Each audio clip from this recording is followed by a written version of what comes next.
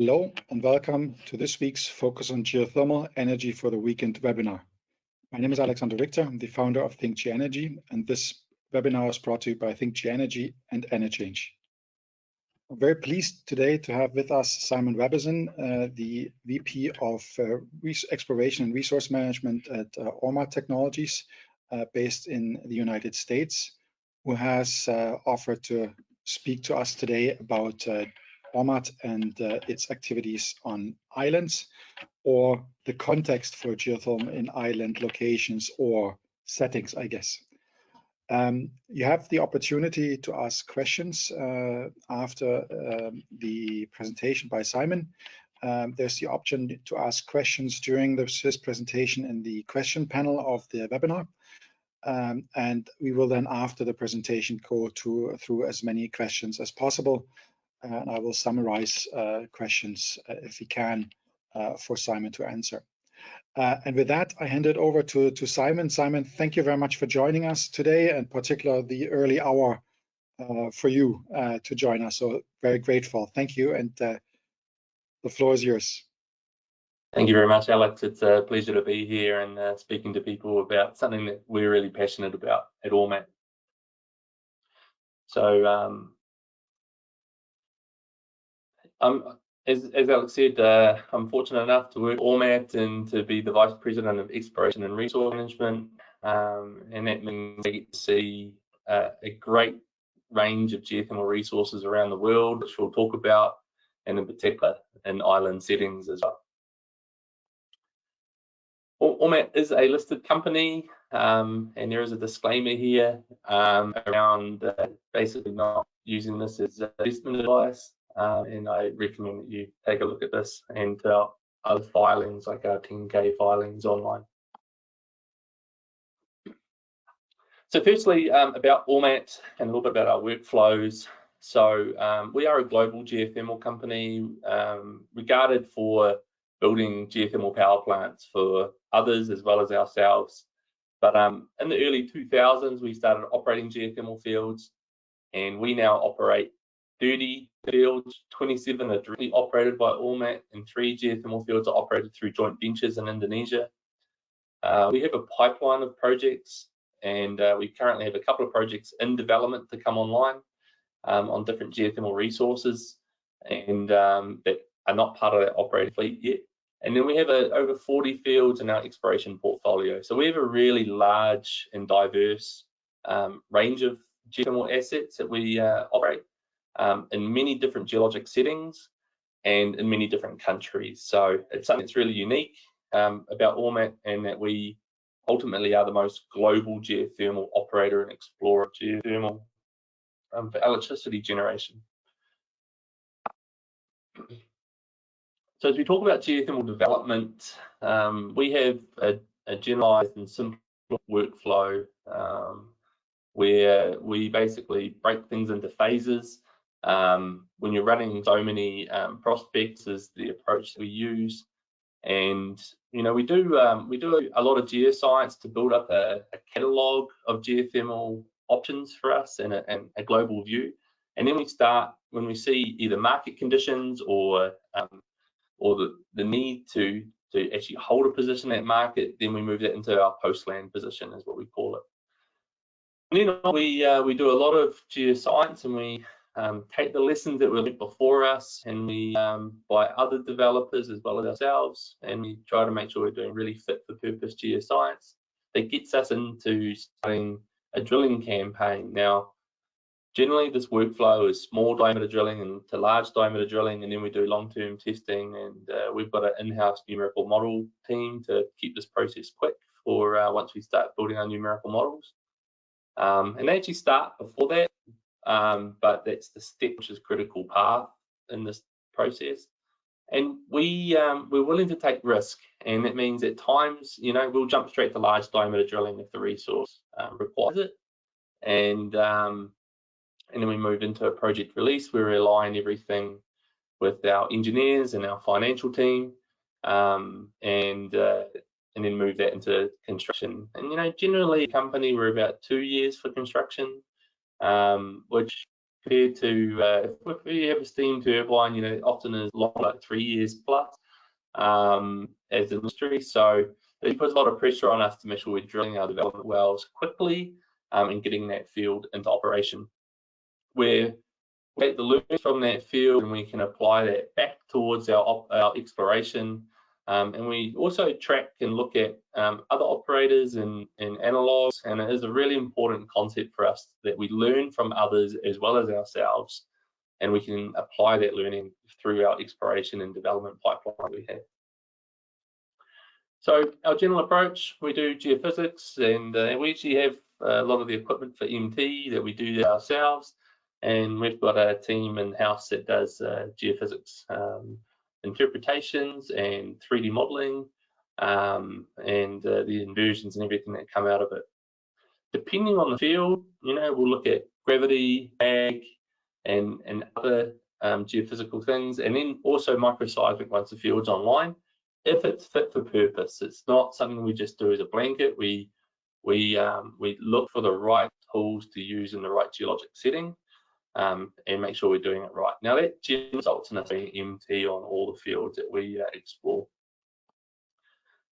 We have a large team of geologists who get out in the field and do the mapping themselves, and we sometimes contract it. But this is something which is really core expertise for us, is deciding where to drill well, what fields to drill on.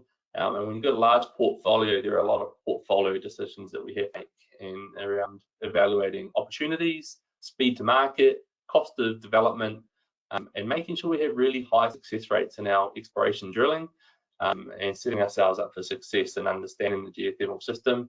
And it does actually mean trying to understand stuff enough that you can walk away as quickly as possible when you do come to drilling. We have an in-house geochemistry team, and we go off and take chemistry samples of hot springs or groundwater all around the world to build this back catalogue that we have. And it's one of the most important parameters that we use to constrain temperature. Now, doing the ability to do low all the way through to high temperature geothermal systems generally means that depending on the market and the ambient conditions and the PA, we can make different temperatures economic.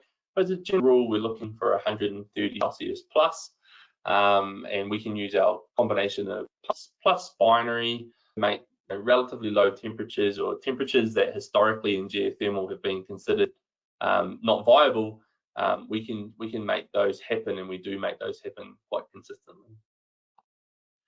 So we then move into small diameter drilling, and we've got a photo here, a relatively recent photo of one of our prospects in the US. We've got a small core rig that we're drilling with, and this is really informative for us as part of the exploration process, for us to test the conceptual model and to find commercial temperature. However, the small diameter can give you a lot of information about permeability, because you have a lot of wellbore friction when you do that testing. But the core itself can be useful. We don't need to do core drilling. We just do core drilling as it's just a viable, cost-competitive model here in the US with a lot of mining activity. And it's been really, really useful for us in the discovery of geothermal systems, and also in being able to walk away from a prospect with very few wells and very low cost, compared to jumping straight to full size. Now, this is a trade-off on risk and opportunity, and you know, there are different permitting structures here in the US as well, which sometimes can drive you one way or the other. But we've found this really to be very useful for us in the way that we've been exploring geothermal fields. And it is something which is highly recommended in terms of a default workflow. We then step into full-size drilling, and here's a rig relatively recently in the US here that we've been drilling with. And you know, in these low temperature systems, we're generally drilling for exploration with 13 3/8 casing, sometimes production casing, sometimes 16-inch. But we have line shaft ourselves, and generally we're trying to drill for 13 3/8 production casings to start, and then further along the drilling plan, either in development or once we've had some success in exploration, we sometimes step up to 16-inch once we have more information. And full-size drilling also enables you to do flow testing, it enables you to do more meaningful injection testing, and it's really the thing that truly proves up commercial viability as you move through the long-term testing. As a company, we try to do short-term testing whilst we've got the rig there, flowing it and testing it to give us more confidence then and there, and that's just to help accelerate the workflow and the process for us. And this is no different. You're on an island. It's really important you get that information. Now, we'll talk about it a little bit later, but having a geothermal drilling rig and the mobilization costs, those are relatively low. We're near a service industry that's got really access and roads and stuff. And on islands, you don't have that. So you have a higher mobilization cost, and it does drive you to drill as much as you can whilst you're there because of the mobilization and demobilization costs being so high. So you need to really make sure that you test wells very well and you get good information as quickly as possible as you're doing this full-size drilling. We then have long-term flow test equipment, and this is a setup that we have here in the US. And you have to flow wells and the interference in the reservoir, and if it's suitable, also do injection with a reservoir tracer test as part of it. This is a really important part of the workflow for de-risking overdevelopment and major challenges in the development plan. Making sure you haven't got injection too close that causes dramatic cooling, or too far away that it doesn't support enough. And it's really informative and the primary anchor that feeds into a numerical model, and it's important to get it right. As a company, we then take all the different series of geosciences that we have, and we put that together into a conceptual model. And a conceptual model is a very important thing, and the lessons around this have come from those that have done a lot of development before us. And UCAL in particular really was foundationary in setting up for the need to make sure you document well your conceptual model and bring it together and make sure it's realistic. There's no point trying to build a numerical model that has no anchors to realism, and the conceptual model is the most important part to anchor your numerical model and make sure it's something that can be relied upon, trusted, and stands a test not only for yourself, for your investment decisions, but also for those that are helping finance or regulators and stuff. So we sort of put it all together, and you look here, you've got isotherms and well paths and geology, and then we ultimately feed that into a numerical model, which has to represent the best understanding of the conceptual model, and making sure that things are realistic based on all the analogs as well, and that you're not doing things that aren't physically possible.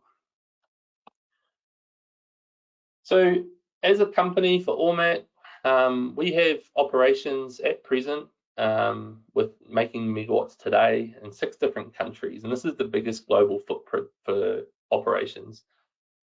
Now, we're very much dominated by the US in terms of the number of fields. Out of the 30 operational fields, 20-something in the US, and we operate in numerous states in Hawaii. In the US, we operate in Hawaii, Idaho, Oregon, California, Nevada, and Utah. And in a number of those locations, we're the only geothermal operator. So you have to be a bit different than others because we're quite remote from others. And we do operate on an island in the US with our operations in Hawaii, which I'll come to.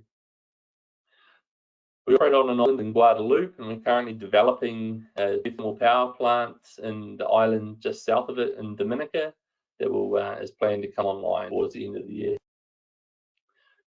We operate, Indonesia is a country that has many islands, and we operate on 2 different islands at present, and we've got exploration activities across a number of others. We have prospects across Buru Island, Sulawesi, and a few others as well. So island development and the challenges around being remote on islands is very present for us in Indonesia, and it's something that we, it's a good challenge to have, and that we've experienced. And Now, across Kenya, Guatemala, and Honduras, whilst those locations aren't islands, they're like islands. We're the only operator. We have 2 fields in operation in Guatemala, and we're the only operator in Guatemala. We're also the only operator in Honduras. And in Kenya, we have a 150 megawatt facility at Olkaria for us. But with the state-owned companies of KenGen and GDC running quite independent, there's not a strong service industry. So it's like we have to run almost like we're on an island ourselves and be quite self-dependent. So in all these locations, they're very self-dependent and very remote from strong service industries for geothermal. So I have a couple of pictures of a couple of projects here, not too many, but what you see here is our current operations at Puna in Hawaii. We have the original plant up to the top, and then subsequent expansion to the south, at the bottom. We're going here 2 drilling rigs at the same time. So, and you get a lot of a lava field around it. So we had an eruption that flowed lava around the field. And it was a challenge in the field. Had been recovering from that, and we're just starting construction of a repower on this location with new units with our latest technology. But you know, we have to own both of those drilling rigs, and we keep them on island, and they're to be there because of the mobilisation costs and setup of the drilling rig. We own a couple of others around the world. And our crews move around locations, and the rigs stay generally in the locations that they are, and that's part of the operating model that we need to have to make island development work. I'm sorry, this picture's come up a bit blurry, but you know, here's our Kenya facility, and in Kenya we have multiple units, and it's had multiple stages of expansion over time, and it's a great example of stage development. Through a project life cycle, getting up to a really nice megawatt value. A few years back, we acquired the Guadalupe facility, which is 2 steam turbines at present, and this is in French territory in the Caribbean. And here's a picture of the existing units. You can see it's very close to the ocean. It's actually got seawater cooling. There's only a couple of geothermal fields on the seawater cooling, and Reykjanes in Iceland is another one. Constructing an extension to this project. We as a company like to be able to acquire assets that we don't think operate to their maximum potential. We've identified expansion potential, and you know, we really pride ourselves on being able to expand quicker than others, and get you know, new megawatts online, in particular for locations that need the power, and you're offsetting non-renewable energy as well, which is the case here. In Indonesia, this was us drilling on one of our prospects in obsolete in Buru in eastern Indonesia. You know, large logistical challenges to get out here, and you know, one of the challenges in some of these locations is the actual grid capacity and trying to get acceptance of demand, which we have from the off-takers prior to starting the project. So here we are in a remote setting that required a lot of logistics and shipping to get out here, and here we're very independent from others. One of the areas that's really talked about for island development is the Caribbean. There's a lot of different European countries that have got historical links or current links to islands here in the Caribbean. And a lot of these locations are, you know, currently running diesel generators as the primary backbone of their generation, and therefore having really high power prices for their consumers. Now, geothermal is a potential, and it's a natural gift to have. And so in the Caribbean at the moment, we're the only operator with an operating facility at Guadalupe. And we're going to stay as the only operator with us having the Dominica project that's coming online. Now, we see more potential in the Caribbean, but when you look at the Caribbean, you're also seeing in many cases projects that have taken a long time, and there's a lot of reasons for that. But you know, a lot of it is having developers that maybe don't have experience or don't have the capital or an unwillingness to pay what is the true cost of trying to explore and develop geothermal fields in these remote locations. So it's really important we get this right as a world, that we can take these diesel generators offline if there is geothermal there, and to help make that happen. So we're excited by the potential in locations like this for what it can do for society, and you know, we bring a lot of experience to be able to help make that happen. Now, heading into what are sort of the key challenges of being on islands. So I've got 10 things I've identified I'm going to talk about. So the first one is you have high mobilization costs for drilling, and so this results in needing to have less campaigns, because if it's costing you millions and millions of dollars, you don't want to do it very frequently, and you've got to find that balance of how much risk you take during your exploration and development, and you don't want to be spending a lot of money sending a rig backwards and forwards to it. So that means also that when you're in operation, whether or not you have extra capacity that you don't use, so that if something goes wrong, you're still able to generate to your maximum capacity of your facility. You're also isolated from service industries. Now, here in the US, I can pick up the phone and I can call out a wireline company to drive down the road and run a pressure temperature tool or an image log or something like that. Now, you just don't have ability to pick up the phone and call someone from down the road, you know, in these island locations. So what that means for us in practical terms is we have to think differently, and we have to be quite innovative. Now, I mentioned on Puna that we ultimately have drilling rigs there that we own and operate. And likewise for sort of wireline or slickline units and running downhole logs or things, we actually often own the assets ourselves, and then we move the people around. And otherwise just get eaten away at rental costs, and that and ultimately the long-term capital cost of having those assets out on those locations is best borne by us if it's got a low utilization rate. The terrain can be more challenging. Now, you know, that increases civil costs. Generally, you know, a lot more vegetation or challenges around weather events, or that can sometimes form as well in those locations. But we often just see really high civil costs. So during exploration, you've got to work on a plan to minimize your walkaway costs as much as possible before you make significant civil investments, and it's about finding that balance.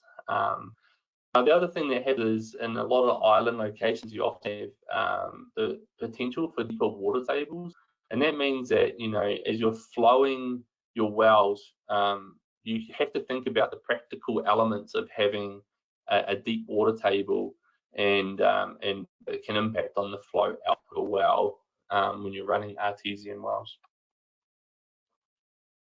You also have a higher likelihood of seawater input into a geothermal resource. If the seawater is there, it can have the potential to come in particular under operation. Now, there's only about 6 or it's sort of less than 10 geothermal fields around the world that do have seawater input into the operating geothermal asset. Now, at Ormat, we have 2 geothermal systems that have seawater input. We have Puna in Hawaii, and we have Guadalupe or Buoyant in Guadalupe in the Caribbean. There's other operators like Reykjane, like HS Orca in Iceland, which has Reykjanes and Svartsengi, which both have seawater input. It's really important we learn from each other, and we do. But basically, seawater can create exotic scales on the production wells, and that means that and you can't use like a chemical inhibitor for these, so you have to clean them out. Now, if the permeability is high, it means that you can do a wellbore clean out at a certain frequency like we do in Guadalupe. But if the permeability is a bit lower, or the temperature is really high and you're flashing out in formation, this can be something that's really hard to handle, because you can't clean out into the reservoir formation if it's flashing out there. And so ultimately you have to do re-drills at a certain frequency. So this can result in higher OPEX during your operation, and it's something that really needs to be factored in and isn't. The other thing is you often have smaller grid sizes on these islands. Now, that means that your ability to build a single 30 or a 50 megawatt unit isn't there because the grid can't handle the instability that forms if that unit drops off. So you typically then have to build smaller individual unit sizes, and you have a higher capex as a result. The cost difference between building a 5 megawatt unit compared to a 50 is not the same cost in millions of dollars per megawatt. And if you have more redundancy, it results in just higher capex. So you often also have a grid that's really dependent on you, and you have to have higher availability requirements, because if you drop off, then often they've got to have spinning reserves or diesel generators on site, and you don't want to have consumers or the industry on that island not having electricity generation to depend on. We all become very used to flicking a switch and having the lights turn on, it's really important that people can depend on the electricity.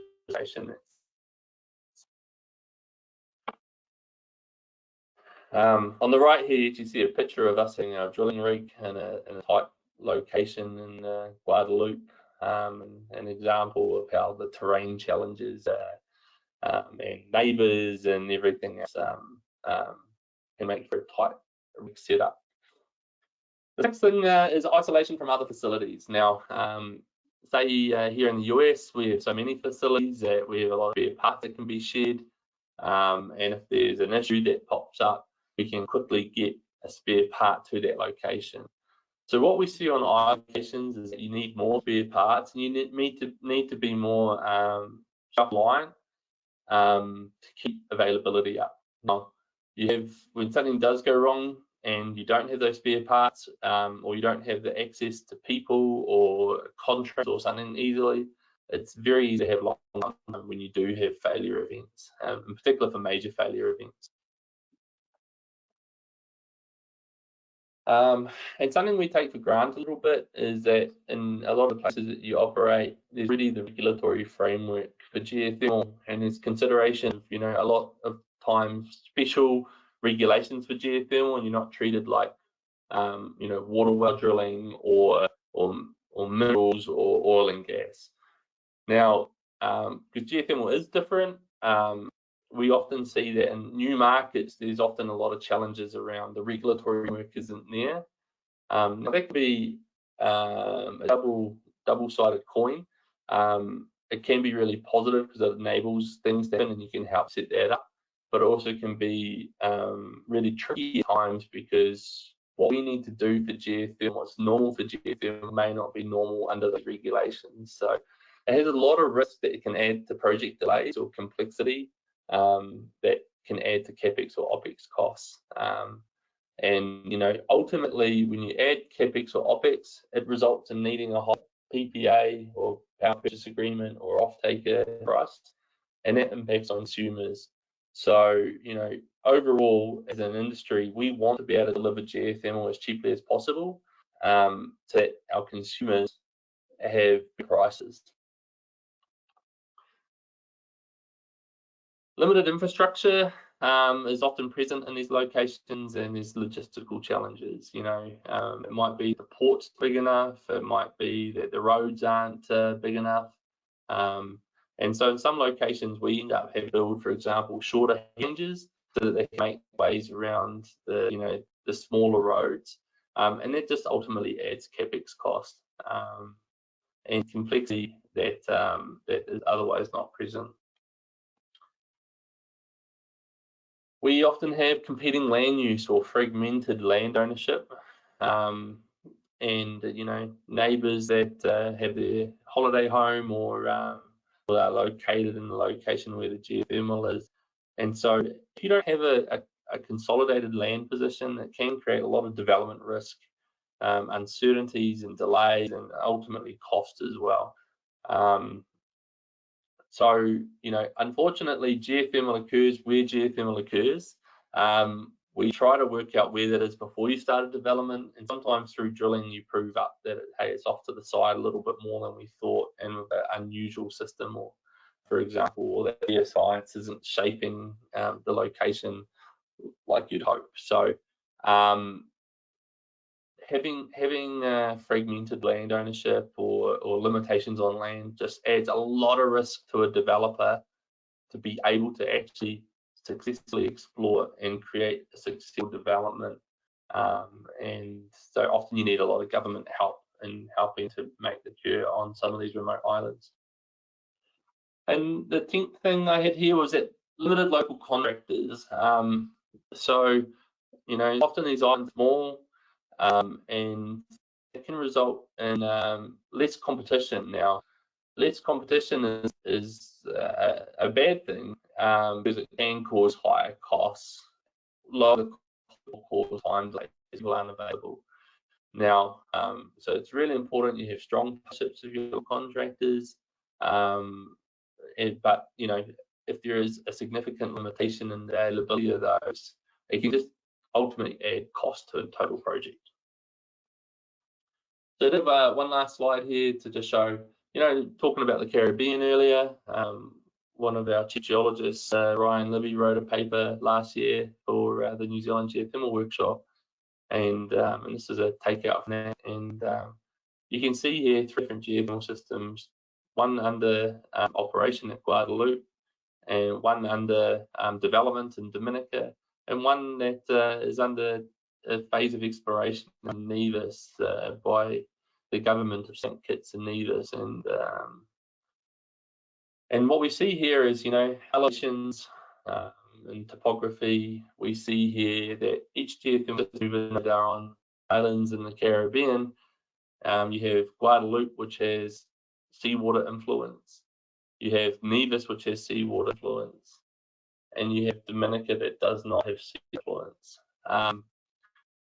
Now, on top of that, the topography can result in high artesian pressures down in the reservoir, and every geothermal system is different, even though temperatures here are all very similar. But you need to take the learnings from other fields as you try to explore and have successful exploration and development, and a good learning consideration as to what are those operational challenges to make the projects are successful. That's what I have, and I really open it up for questions and questions from Alex as well, if we don't have too many from the audience. Well, excellent, Simon. Thank you so much. I mean, the insights are of course very, very interesting, and particular kind of, you know, from the, I guess as you put it, from the island settings to kind of seeing more of the remote locations also as islands is definitely a good narrative, because it kind of shows how that the complexity of developing projects in those locations. So thanks for highlighting that as well.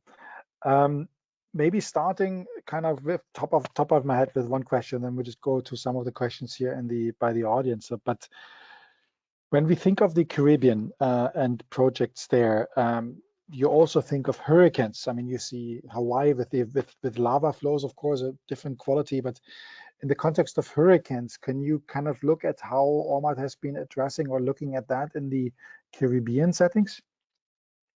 Yeah, so you know, it's a major risk for these locations, and ultimately it just comes down to, you know, the design of the plant, and you know, civil designs, the mechanical designs, and what maximum wind speeds and stuff you can handle. And so it's very focused on that end of it rather than on the resource side. But yeah, you just allocate the requirements basically to try to keep that availability up for those times. Now, having an experienced team in those locations when these events do happen is also very important. And tapping into the experience of how to repair things if things are damaged, or how to you know, operate well in those conditions is very important. Then I'll follow up a little bit, mixing this with one of the questions here. when Ormat buys plants like the Guadeloupe that has a flash turbine or 2 flash turbines installed, and the cooling here in that context as well is given with seawater cooling, would you, in that context, as a company, continue operating these plants if you see the opportunity, or would you always target to replace it with your own ORC unit and traditional air cooling that you have? Okay, so we've done a number of acquisitions over the years, and in the US and internationally as well. So, for example, in Hawaii, we weren't the original developer, even though we were the equipment supplier, and then we eventually acquired it. In the US recently, we've acquired Blue Mountain, which we were the equipment supplier for. They actually closed earlier this week, in purchasing from CERC.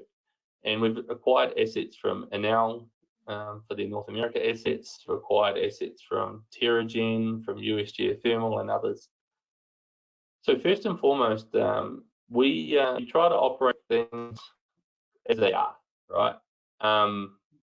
But one of the things for us in the consideration is we do have amazing engineering and manufacturing capabilities, and being vertically integrated, it puts us in a really special space, where we can generally develop and expand and everything for ourselves, probably cheaper than anyone else can. And with our resource team that we have with such a global view, we're able to see things that often others can't. So we always look for ways to add value, and in some cases that does result in us repowering a facility, but it's not the default expectation. One of the powers that we acquired, Dixie Valley, and from TerraGen, which is in central Nevada, is a steam turbine, and we're just operating as is. Now, it had a bottoming, which was a binary, was built by someone else, and we were able to do turbine enhancement and some process improvements to get an uplift. Like certain components upgraded, but not the whole facility itself. Now, having owned Hawaii for a long time, the Puna facility there, we are doing a complete repower, and that's just a business case, and we always will do a business case of the opportunity, and that can take a long time to get towards. And we always look at assets for their operating lifespan, and as assets get older, their efficiency can drop, or their efficiency relative to new technology can be a lot lower. And just the operating costs can go higher and higher, and sometimes certain parts aren't supported anymore. So those all factor into the decision making that we have. And naturally, we do engineer, we do manufacture facilities, and we have a vested interest in trying to do that. But it's not the default. Okay, and then here the concrete question: Guadeloupe as a seawater cooled plant. Do you with the expansion now planned, will that also be seawater cooled, or? Okay, so we do have seawater cooling as part of it. We are putting more geothermal back into the resource, and with the expansion that we're doing there, we've drilled a campaign, we've drilled a deep injection well to support that. So every location is unique. In Guadeloupe, there are the 2 older units there, and this new facility that we're building, it's using a refrigerant for a cooling fluid, and we do have seawater cooling as part of that. Okay, let's move on here. Yeah, mineral extraction from from produced water. Is that something that you do or look at as well? So firstly, we are not doing mineral extraction at this point in time. It's something that we track, and And you know, these different geologic settings have different potential. Some spaces have higher lithium, some have higher silica because they're just a hotter geothermal resource. So we're continuing to track the technologies that are out and what people are doing, and it's something that's definitely considered by us. You know, at an interesting level here, the GeoVision study in the US, that was a long-term strategic study in the late 2010s.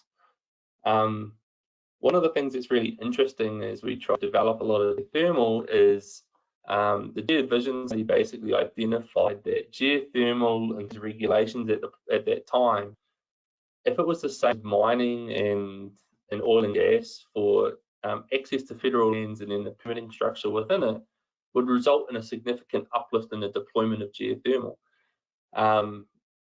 So that's a very interesting thing because those different regulations provide different opportunities. And so maybe, you know, having co-produced minerals with geothermal or one or the other, you know, it may have actually some potential for faster projects, and also like you know, extra revenue streams. So we're always looking at that sort of space as well. Okay, next question here. Yeah, I mean, you mentioned that Ormat has its own drilling rigs and crews, I assume. But in the case of if you would drill with another drilling contractor, how do you convince those companies in supporting those drilling activities in these small island settings, and kind of what model do you offer them? How does it differ to, let's say, normal drilling contracts elsewhere? Yeah, so whilst we own a couple of rigs and we have a number of workover rigs, and we operate, you know, probably the largest fleet of geothermal pumps for electricity generation for geothermal around the world. And they do, you know, we do a lot of upgrades, and we manufacture our own pumps. So our crews run those rigs, and then they can run our bigger rigs to drill wells as required. Now we're trying to grow at a pace, and that basically means that we have to contract rigs as well. And there's certain markets we operate on rigs in, and it's for a variety of reasons. And we have to use contractors. So we look to try to partner with any contractor and have them feel part of the journey that we're on, and you know, as hard as we can to provide as much work as possible in a campaign. And that's the major approach that we use when it comes to drilling with contractors in some of these remote locations, or otherwise just using contractors as well. Here are some concrete questions on Dominica, and of course I don't know if you can answer that, but the question on what the enthalpy is in Dominica and what the installed output will be once you've finalized the construction of the plant that's currently underway. Okay, perfect. So the geothermal resource is at least starting as a liquid resource. I just encourage you to read the paper by Ryan Lee from 2024 from the New Zealand Geothermal Workshop. It's got all the details on the resource there and the conceptual model, and will be very informative to who asked that question. The initial installed capacity is 10 megawatts. Okay. And is there additional development planned for Dominica, or would you be looking into this, or? So that's really up to DGDC, the Dominica Geothermal Development Company, and their operator. So you know, we're always, as a company, we're always up for expansions, right? It's in our DNA. So but you can't expand beyond what the grid capacity is, and you have to get that right. So We expect that the resource can handle further expansion, and we're sort of, one of these wait and see situations. Now, by creating geothermal and hopefully lowering the power price, it will be interesting to see if the demand goes up through time with a lower power price, and if that creates more demand. Okay. Yeah, here a question. If you ever looked into using coiled tubing drilling to reduce mobilization and operating costs for the slim hole exploration part of the campaign?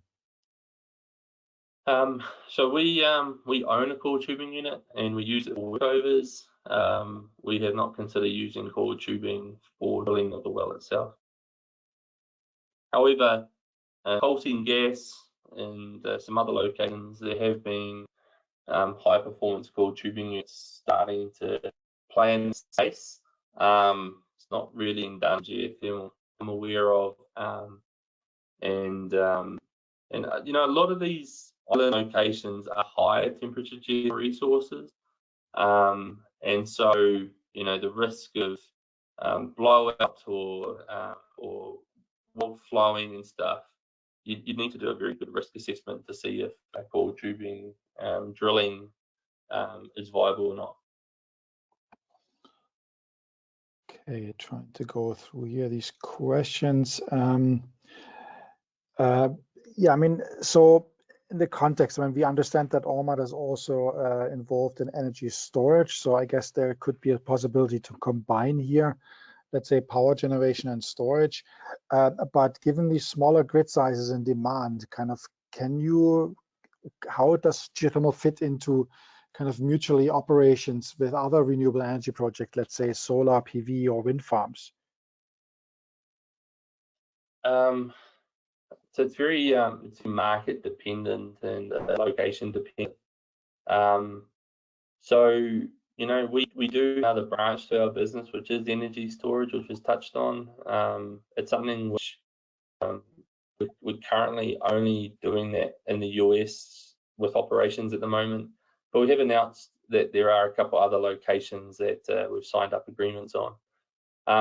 So as a core competency as a company, the ability to deliver energy storage is something that we're really good at. Now, the second part of that question around how do you pair up geothermal with other technologies, often that's not an issue that we have to face. Often that's the issue of the grid operator and how they're taking new technologies and pairing it and making sure that the contracts are fair for geothermal and for these other technologies. We see the value of geothermal and having that base load and dependability on these grids is really important, and so do a lot of the off-takers. So in many different contractual structures, often you have a capacity payment to just have the capacity available, and then you have an energy rate, and so the actual energy that you supply is paid not at a lower value because they're paying for the capacity itself. Now, geothermal doesn't like to have, wells don't like to be cycled. The plants, you can design things around cycling to some level, but often what you find is that it's better just to have geothermal operate near full capacity as much as possible, and that's what we see with a lot of the off-takers. Okay. Here a question kind of, do you also expect corrosion or erosion from the seawater intrusion due to high TDS?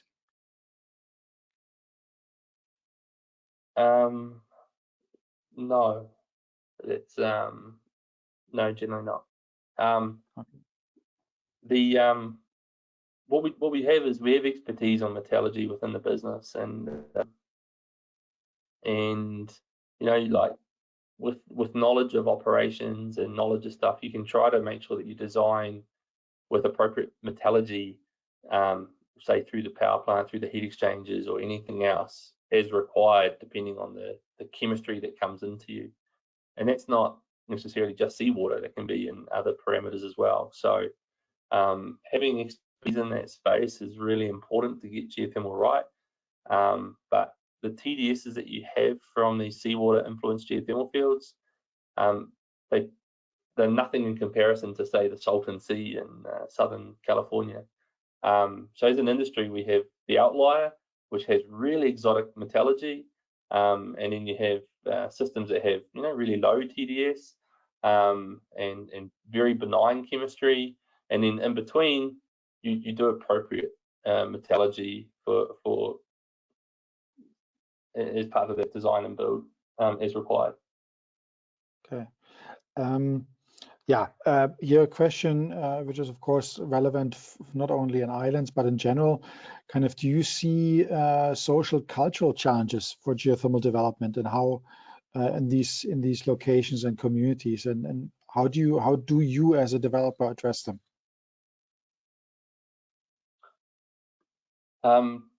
Quite a complicated question. Every country and every culture sees geothermal in different ways, and that does create high degrees of variability around the world for the tolerance of geothermal, the tolerance of drilling into the ground and doing it. At the same time, every human likes to have lower costs of their electricity, and so there's a trade-off there at times as well. So it's really important, no matter what, to do good social mapping of the location that you're going into, and make sure that it's an environment that can successfully have geothermal development occur, and at the right levels of information and the right understandings there to be successful. So, in many locations, if you look at geothermal overall, there have been many projects that have stopped for societal community issues, and a lot of that boils down to false information or things that just into the workflow weren't really thought about or factored in or cared for. So having a good process around mapping and action plan around it, and learning from previous cases, all the elements that lead towards a higher likelihood of a successful project in that space. Here's a question, kind of like in one of your last slides about the untapped geothermal resources in the Caribbean. Kind of, what do you, not quite sure the question, but I guess in a sense it's about how do you see other islands kind of moving forward, and could the possibility be that Ormat takes a project right from the beginning and basically with exploration and drilling? Because I mean, Guadeloupe, you bought the plant. In Dominica, the wells had been drilled. How do you see the Caribbean? Do you see opportunities for Ormat being a turnkey developer as well? So globally, as a company, we're willing to be a turnkey developer. But it comes down to risk reward and making sure that you're rewarded for the appropriate level of risk and commitment. Now, that's not just for the Caribbean. That's across the world for us.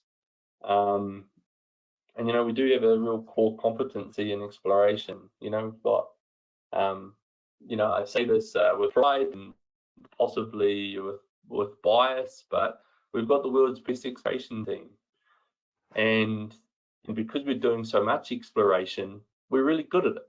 And but we're good at it because we've got good systems, good people, good the ability to make complex decisions with good science is all the foundationary parts of what makes it good.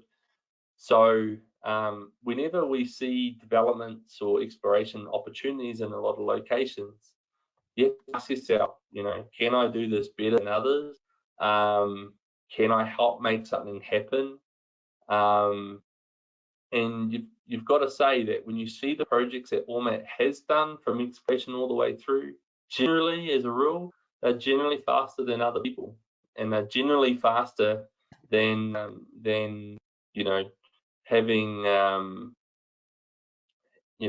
having development occur or exploration and development occur in a process which is, you know, sometimes government-led or others, which the private developers can do faster, and it's something that we of ourselves, and you know, we're willing to do that, but ultimately, if you're spending your money and you're trying to develop and explore, then you know, you've got to know that the market's there and that the rewards there for the risk that you're taking. But you've also got to look back at it and go, in many of these locations, we want geothermal to happen fast. And what's the best path of having a fast development? And often you find that a lot of projects are being held up when you've had really inexperienced developers trying to develop stuff that don't have access to capital themselves and that don't have the understanding of risk and the business tolerance of risk. Now, in Ormat, we have that. From the board to the executive and all the way through the organization, we all understand geothermal. It's like our DNA. And so everyone talks geothermal, everyone understands geothermal, and everyone's not afraid of geothermal. And that's very important to have if you've got a private developer trying to take a project through exploration all the way through to operation. Yeah, oh, that's a very good comment. I like it. I mean, that's, I think, important for the success of geothermal project development in any company, I assume. But here we're getting closer to the end, so maybe one or two more questions here. Here a question, and of course, touching upon, let's say, the new kids on the block in the geothermal context of EGS or other unconventional geothermal here. Island settings and these kinds of technologies. I would assume that given the Caribbean are, let's say, volcanic islands, you don't want to poke the bear in a sense of stimulating these reservoirs, or how does that play in? And would you consider looking into other technologies as well then in those settings for Ormat? Quite a lot to unpack in that question. So, like everything, there can be new approaches. As an industry, we've always got to continue to develop technology, right? To the point that 10 years ago, everyone saw that the only option for a geothermal power plant was a steam turbine, right? Or high temperature geothermal. And through technological development, we've been able to change what was normal. Now, fortunately for us as an industry, all we've got to get is heat to the surface and we can turn it into electricity. It doesn't matter where that heat comes from or how we get that heat to the surface. We've just got to get it to the surface. So whether it's EGS, AGS, or other technological approaches, all they're trying to do is get the heat to the surface. Now, are places like the Caribbean the ideal place to experiment and do that early phase technology? Probably not. You're probably better to be in environments where there's a lot of funding, the geologic settings are right for the experimentation, and that you get that cost model down. But there will be things that come out of that that ultimately lead towards improvements in traditional geothermal and all the science we do. And you know, an example also is like historically for exploration. No one did the level of geophysics that we do now, and the information that it helps provide us to be more successful. And that's just absolutely standard for us today to do magnetics, whereas 40 years ago it wasn't. So we have to be open-minded for how we can take new things and apply it to every setting around the world. Okay, I think with that we're running out of time. Well, Simon, exciting to hear, of course, the continued updates on Ormat's development and for you to share the experience that you have. I mean, these are really great pointers here. Maybe one last question. Someone is asking if you'd be willing to share the presentation, but that's of course up to you. And yeah, but for now, I would like to thank you very much for taking the time today. Also so early in your hours, and you all, thank you for joining us. I wish you all a great weekend. And Simon, thanks again. You have a bit of a longer day ahead of you, but thanks for joining us today. Thank you very much, Alex, and always a privilege and an honor to catch up. Thanks. Okay, bye.